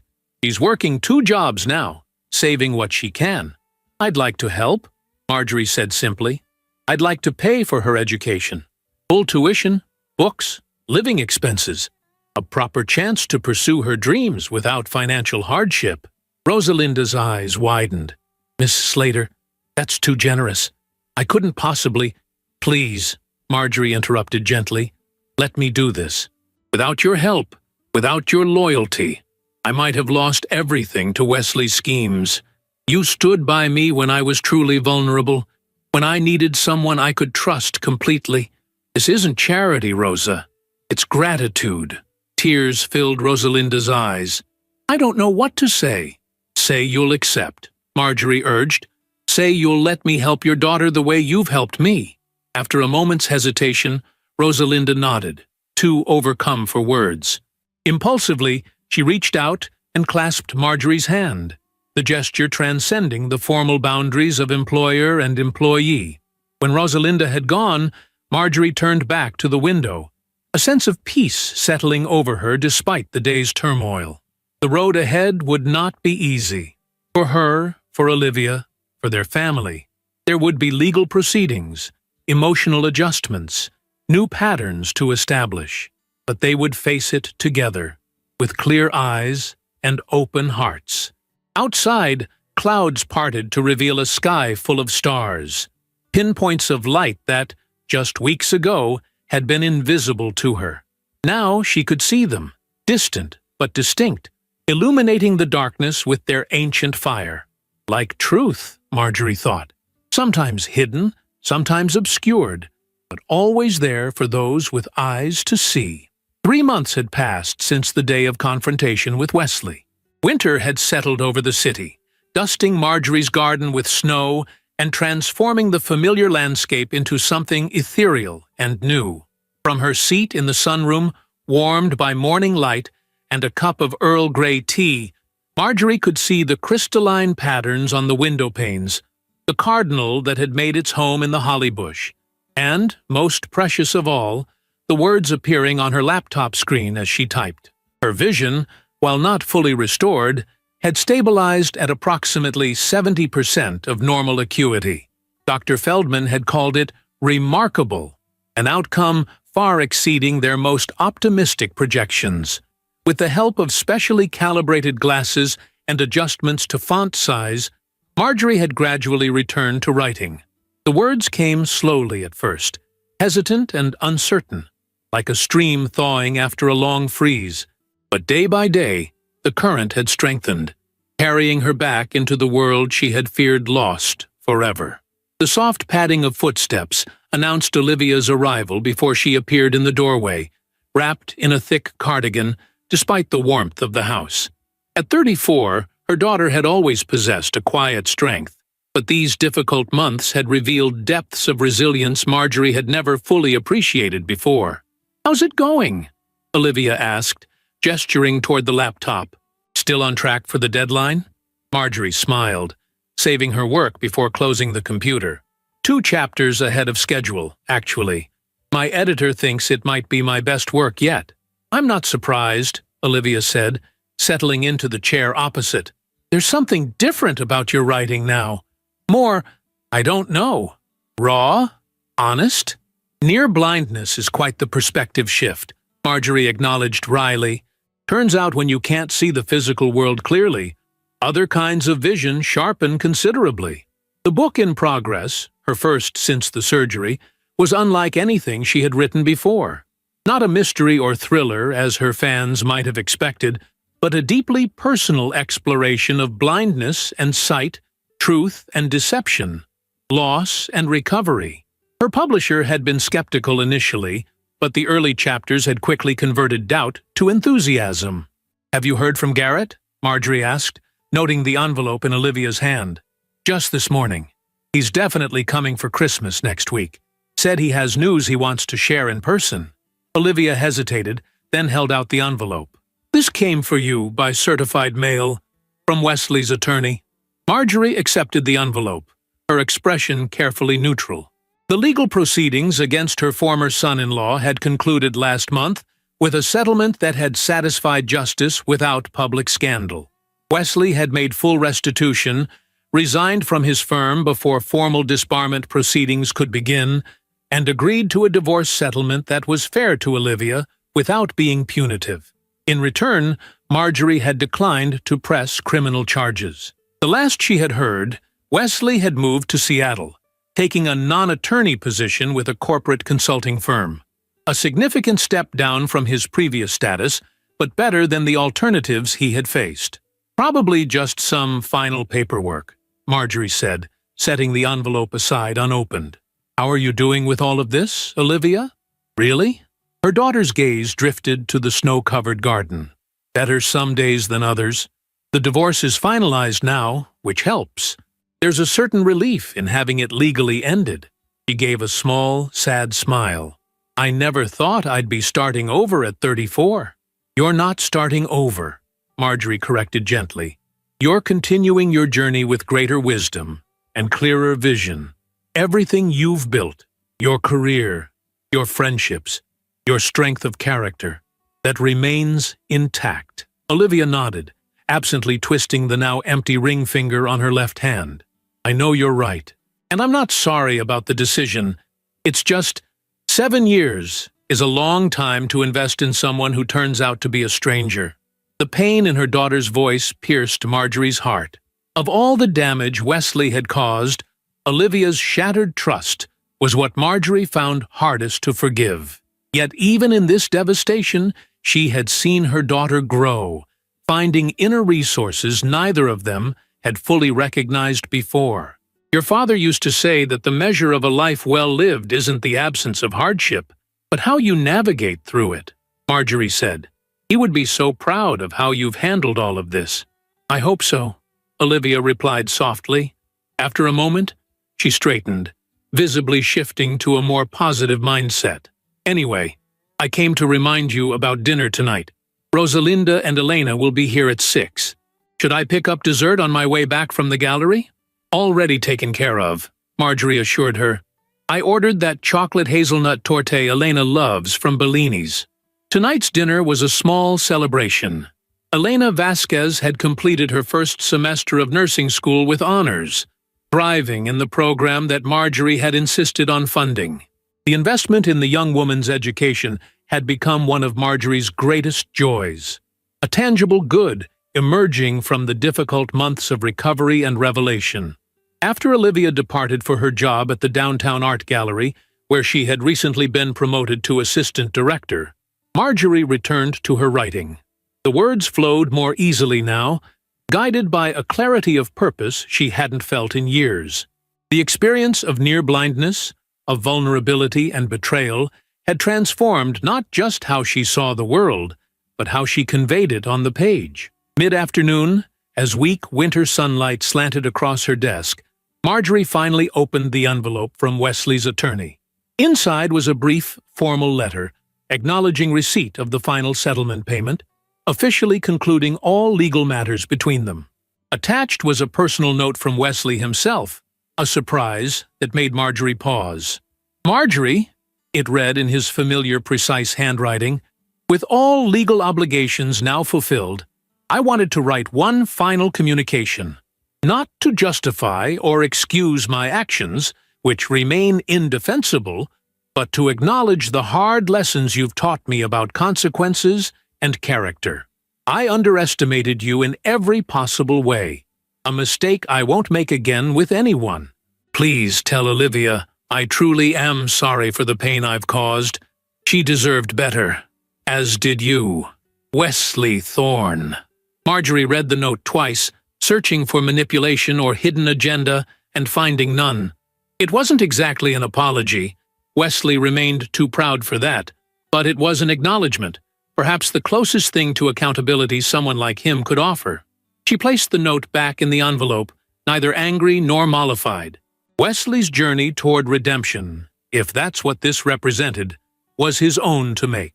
Her focus remained on healing the wounds he had left behind, on rebuilding the life and family that had been shaken but not destroyed by his deception. That evening, the dining room filled with warmth and conversation as Rosalinda and Elena joined Marjorie and Olivia for dinner. Elena, animated and confident, described her clinical rotations and the pediatric specialty she hoped to pursue. Rosalinda, watching her daughter with unconcealed pride, seemed years younger, the chronic worry that had lined her face noticeably diminished. "The head of the nursing program says Elena has a natural gift," Rosalinda told Marjorie as they cleared the dinner plates, "that she could be teaching someday, if she wants." "I'm not surprised," Marjorie replied sincerely. "She has your compassion and intelligence." In the living room, Olivia and Elena had fallen into conversation about Elena's younger brother, who was showing promising artistic talent. Olivia was suggesting programs and mentorship opportunities, her professional knowledge seamlessly offered without condescension. Watching them, Marjorie felt a surge of gratitude so intense it momentarily took her breath away.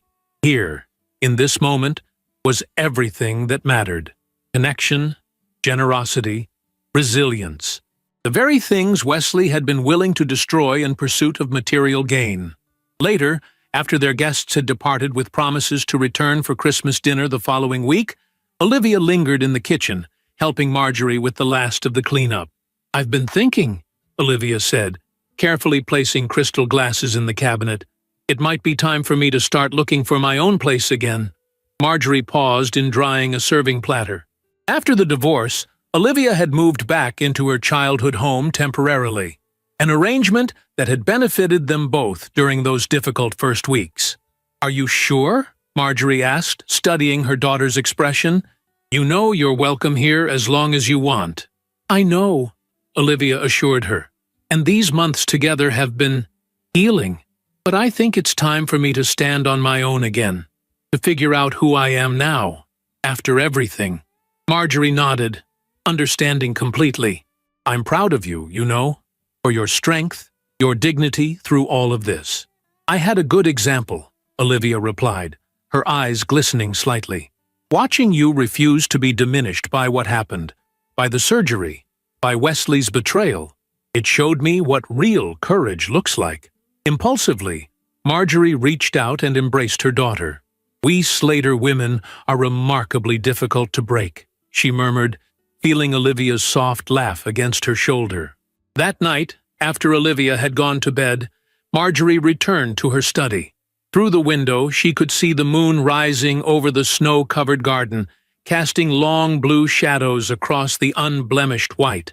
The sight was beautiful in its clarity, not perfect, still softened around the edges by her permanent visual impairment, but distinct and real and present. She opened her laptop, the screen's glow illuminating her face in the darkened room, and returned to her manuscript. The words that appeared beneath her fingers were not bitter or angry, but measured and wise, tempered by experience. There are different types of blindness in this world. The physical kind, the one doctors diagnose and treat, is perhaps the least devastating. Far more dangerous is the blindness of the heart, which prevents us from seeing the truth about those we love, or the blindness of pride, which obscures our own flaws while magnifying others, or the blindness of fear, which keeps us trapped in darkness long after light has become possible. I have known all these blindnesses, have lived in their shadows, stumbled along their treacherous paths, but I have also discovered this truth: vision, true vision, can return in unexpected ways, through unexpected means. Sometimes, we must lose our sight to finally see. The spring equinox arrived with a burst of renewal that seemed to mirror Marjorie's own rebirth. Crocuses pushed through the last patches of snow in the garden, songbirds returned to the trees, and the manuscript that had sustained her through the winter months was finally complete. The vision of the heart was unlike anything she had written before. Part memoir, part meditation on sight and insight, woven together with the fictional story of a woman discovering unexpected strength in vulnerability. Her publisher had already predicted it would expand her readership far beyond her usual audience, perhaps becoming the defining work of her career. But on this particular morning, professional success was secondary to personal celebration. Marjorie stood in her kitchen, supervising as Rosalinda arranged a platter of breakfast pastries. Through the open doorway, she could hear Garrett's deep laugh mingling with Olivia's lighter tones as they debated something in the dining room. "They sound happy," Rosalinda observed, glancing toward the siblings' friendly argument. "It's good to hear laughter in this house again." Marjorie nodded in agreement. The past 6 months had transformed them all in ways both subtle and profound. Garrett had become more present in their lives, flying in from Chicago at least twice a month. His big news, shared at Christmas, had been a job offer from a Boston firm that would bring him back to the city permanently by summer. Olivia had found a small but charming apartment near her gallery, embracing her independence while remaining closely connected to her mother. And just last week, she had mentioned a new friendship with a museum curator that showed promising signs of becoming something more. As for Marjorie herself, the changes went beyond her partially restored vision. She moved through the world with a new awareness, a deeper appreciation for both beauty and truth. Her writing had taken on a depth and authenticity that early reviews were already calling transformative. Most importantly, she had reclaimed her sense of agency, refusing to be defined by either vulnerability or victimhood. The doorbell rang, announcing the arrival of their final guest. Elena Vasquez entered with her characteristic enthusiasm, carrying a bouquet of spring flowers and a small gift bag. "For you, Ms. Slater," she said, presenting both with a warm smile. "To celebrate your book's completion." "That's very thoughtful, Elena," Marjorie replied, genuinely touched. "How are your studies going? Still at the top of your class, I hope?" Elena blushed slightly. "Second semester is challenging, but yes, I'm doing well. The Scholarship Foundation has asked me to speak at their annual dinner next month about the impact of educational opportunity." Pride swelled in Marjorie's chest. The Scholarship Foundation was a fiction they maintained for Elena's dignity, but the young woman's achievements were entirely real. They couldn't have chosen a better representative. As they moved to join Olivia and Garrett in the dining room, Marjorie was struck by the tableau before her. Her children, animated and engaged. Rosalinda, moving comfortably between kitchen and dining room as more family than employee. Elena, blossoming with opportunity and confidence. This makeshift family, forged through crisis and recovery, represented a kind of wealth Wesley had never understood or valued. "Mom," Garrett called, spotting her in the doorway, "come settle this debate. Olivia insists your new book is strictly literary fiction, but I maintain it has elements of psychological thriller." Marjorie laughed, taking her place at the head of the table. "Why must it be one or the other? The best stories transcend simple categorization." "Just like the best people," Olivia added softly, her gaze meeting her mother's with shared understanding. After breakfast, while the others lingered over coffee, Marjorie slipped away to her study. On her desk sat the final proof copy of The Vision of the Heart, ready for her last review before publication. She ran her fingers over the cover, tracing the embossed letters of her name, the title that had come to represent not just a book, but a philosophy of life. Beside it lay a framed photograph taken at Christmas, Marjorie flanked by her children, Rosalinda and Elena slightly to one side, but clearly part of the group. All 5 faces were alight with genuine happiness, captured in a moment of authentic connection. She could see the image clearly enough to discern individual expressions, a gift she no longer took for granted. The soft ping of an incoming email drew her attention to her computer. Opening her inbox, she found a message from her publisher's marketing department. Marjorie, fantastic news.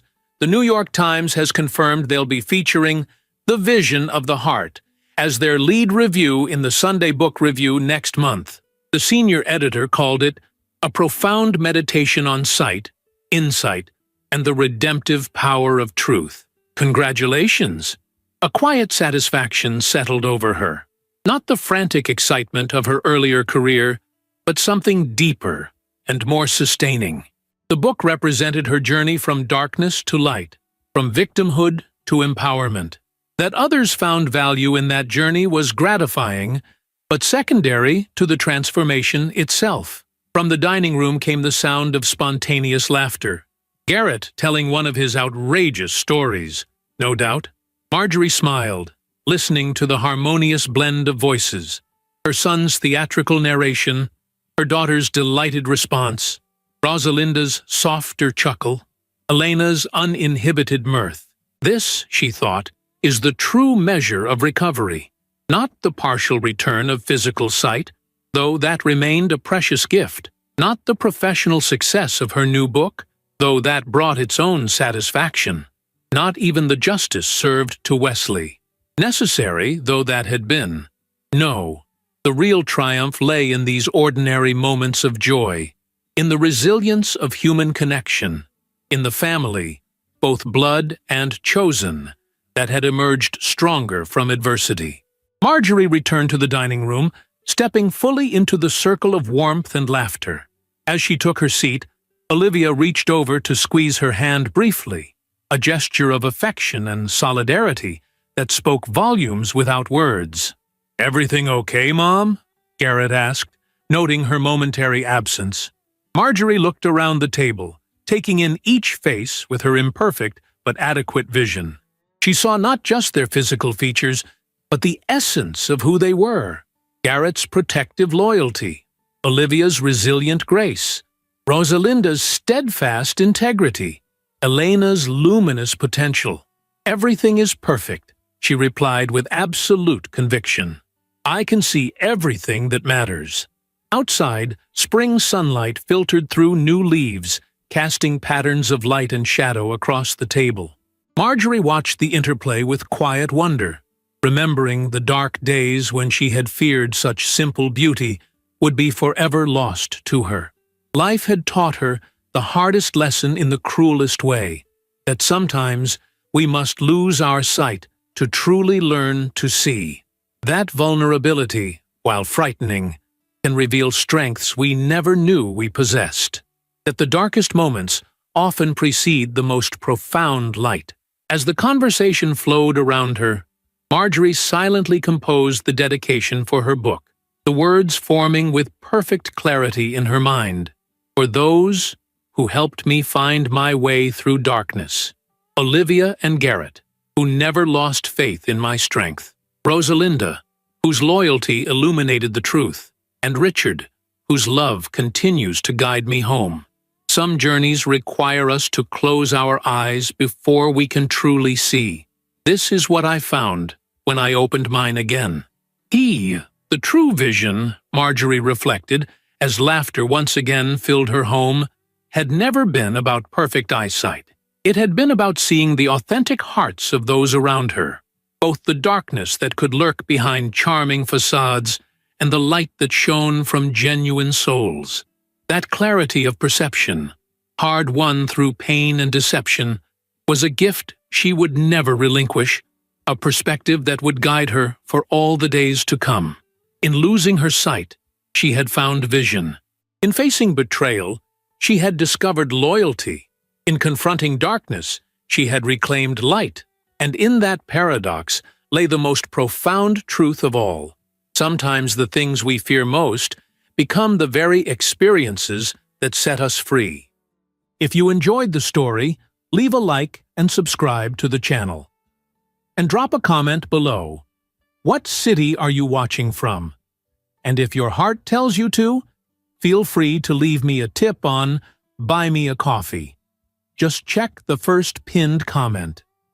Thanks for keeping me company and for the coffee, and I'll see you in the next story.